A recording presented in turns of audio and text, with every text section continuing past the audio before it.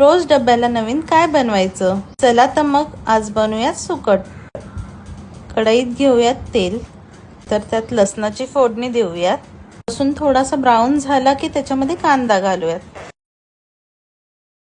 साठी मी 2 मोठ्या कांद्याचा वापर केलेला आहे।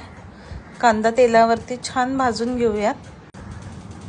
कांदा परतला गेला की याच्यामध्ये आपण टोमॅटो घालूयात। टोमॅटो ही मस्त मऊ शिजवून घेऊया। नंतर याच्यामध्ये मीठ घालूयात आपण, धने पावडर, चमचा हळद, चवीनुसार लाल तिखट घालूया, थोडासा गरम मसाला पण घालूया। 3 ते 4 पाण्याने स्वच्छ धुतलेला जवळा याच्यामध्ये घालूयात, म्हणजेच आपली सुकट घालूयात।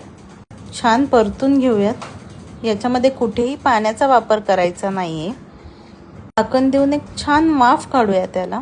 बघितलं किती सुंदर वाफ आली आहे। वाफेवरतीच हा जवळा शिजवायचा आहे आपल्याला। नंतर कोथिंबीर घालूया। तयार झाली आहे सुकटीची चटणी, भाजी, जे काही म्हणावंसं वाटेल ते। अर्धी चपाती जास्तच जाईल, खूप छान लागते अशी, करून बघा कधीतरी। चला तर मग डब्बा भरून घेते आता मी। बनवायला ही सोपी झटपट बनवून होते। घाईच्या वेळेत बनवायला बिलकुल पण वेळ जात नाही। अशी वाटली नक्कीच बनवून बघा आणि कमेंटमध्ये सांगा।